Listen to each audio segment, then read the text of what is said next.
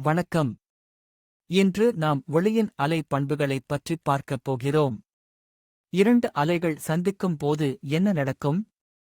அவை ஒன்றையொன்று வலுப்படுத்துமா அல்லது அழுத்திவிடுமா? இதைக் கண்டறியும் யங் இரட்டை பிளவு சோதனையை விரிவாகப் பார்ப்போம். இரண்டு அலைகளின் முகடுகளும் ஒரே நேரத்தில் சந்தித்தால் அது ஆக்கக் குறுக்கீடு எனப்படும். மாறாக, ஒரு அலையின் முகடும் மற்றொரு அலையின் அகடும் சந்தித்தால் அது அழிவுக் குறுக்கீடு எனப்படும். இதுவே ஒளியின் விசித்திரமான பண்பு. தாமஸ் யங் என்பவர் 1801ஆம் ஆண்டு இந்தச் சோதனையைச் செய்தார். இதில் ஒரு ஒற்றை நிற ஒளி மூலமும் மிக அருகருகே அமைந்த இரண்டு சிறிய துளைகளும் பயன்படுத்தப்படுகின்றன. இவை அலைகளை ஒரே சீராக வெளிப்படுத்துகின்றன. இந்த இரண்டு பிளவுகளிலிருந்தும் ஒளி அலைகள் வட்ட வடிவில் வெளியேறுகின்றன. இவை ஒன்றன் மேல் ஒன்று படியும் போதுதான் குறுக்கீடு ஏற்படுகிறது. இந்த அலைகள் திரையை நோக்கிப் பயணிக்கின்றன. திரையில் ஒரு குறிப்பிட்ட புள்ளியை அடைய இரண்டு அலைகளும் வெவ்வேறு தூரம் பயணிக்கின்றன. இந்த தூர வேறுபாடு அந்த இடத்தில் வெளிச்சம் வருமா அல்லது இருள் வருமா என்பதை தீர்மானிக்கிறது. பாதை வேறுபாடு அலைநீளத்தின் முழு மடங்காக இருந்தால் அங்கே ஆக்கக் குறுக்கீடு ஏற்பட்டு பிரகாசமான ஒளித்தடம் உருவாகும். இதை நாம் பிரைட் பிரிஞ்ச் என்று அழைக்கிறோம். பாதை வேறுபாடு அரை அலைநீள மடங்காக இருந்தால் அலைகள் ஒன்றை ஒன்று அழித்துவிடும். இதனால் திரையில் இருண்ட பகுதி உருவாகும். இது டார்க் பிரிஞ்ச் என்று அழைக்கப்படுகிறது.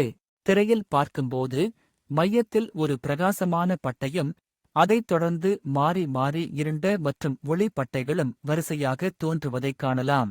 இரண்டு அடுத்தடுத்து பிரகாசமான பட்டைகளுக்கு இடைப்பட்ட தூரம் பிரிஞ்ச் விட்த் எனப்படும். இது ஒளியின் அலைநீளம் மற்றும் திரையின் தூரத்தைப் பொறுத்து அமையும் என்பதை இந்தச் சூத்திரம் விளக்குகிறது. இப்போது ஒரு கணக்கைப் பார்ப்போம். ஒளியின் அலைநீளம் 600 நானோமீட்டர், திரை 2 மீட்டர் தூரத்தில் உள்ளது. பிளவுகளுக்கு இடையே 0.5 மில்லி மீட்டர் இடைவெளி இருந்தால் பட்டையின் அகலத்தை கணக்கிடுவோம். சூத்திரத்தில் மதிப்புகளை பிரதியிட்டால் நமக்கு 2.4 மில்லி மீட்டர் விடை கிடைக்கிறது. இதன் மூலம் அலைநீளம் அதிகரித்தால் பட்டைகளின் அகலமும் அதிகரிக்கும் என்பதை புரிந்து கொள்ளலாம். சிவப்பு நிற ஒளி அதிக அலைநீளம் கொண்டது, எனவே அதன் பட்டைகள் அகலமாக இருக்கும்.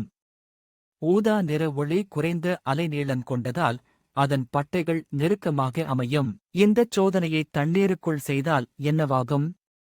தண்ணீரில் ஒளியின் அலைநீளம் குறையும், அதனால் திரையில் தோன்றும் பட்டைகளின் அகலமும் சுருங்கும். ஒளியின் செறிவை வரைபடமாக பார்த்தால் மையத்தில் அதிகபட்சமாகவும் ஓரங்களில் படிப்படியாக குறைந்தும் காணப்படும். இந்த வரைபடம் குறுக்கீடு முறையை தெளிவாகக் காட்டுகிறது. சுருக்கமாகச் சொன்னால் ஒளி ஒரு அலை என்பதை இந்தச் சோதனை நிரூபிக்கிறது. இதற்கு ஒரே மாதிரியான இரண்டு ஒளி மூலங்கள் தேவை. ஆக்க மற்றும் அழிவுக் குறுக்கீடுகளால் பட்டைகள் உருவாகின்றன. உங்களுக்கான ஒரு கேள்வி: பிளவுகளுக்கு இடையிலான தூரத்தை குறைத்தால் திரையில் தோன்றும் பட்டைகளின் அகலம் அதிகரிக்குமா அல்லது குறையுமா? சூத்திரத்தை நினைவுபடுத்திப் பாருங்கள். சரியான விடை அகலம் அதிகரிக்கும். ஏனெனில் டி என்பது சூத்திரத்தில் பகுதியில் உள்ளது. இந்த பாடம் உங்களுக்கு பயனுள்ளதாக இருந்திருக்கும் என்று நம்புகிறேன். நன்றி. ஒளியின் அலைப்பண்பை விளக்கும் மிக முக்கியமான பாடம் இது. அடுத்த பகுதியில் சந்திப்போம். இந்த காணொளி விஷன் சால்வியை மூலம் உருவாக்கப்பட்டது.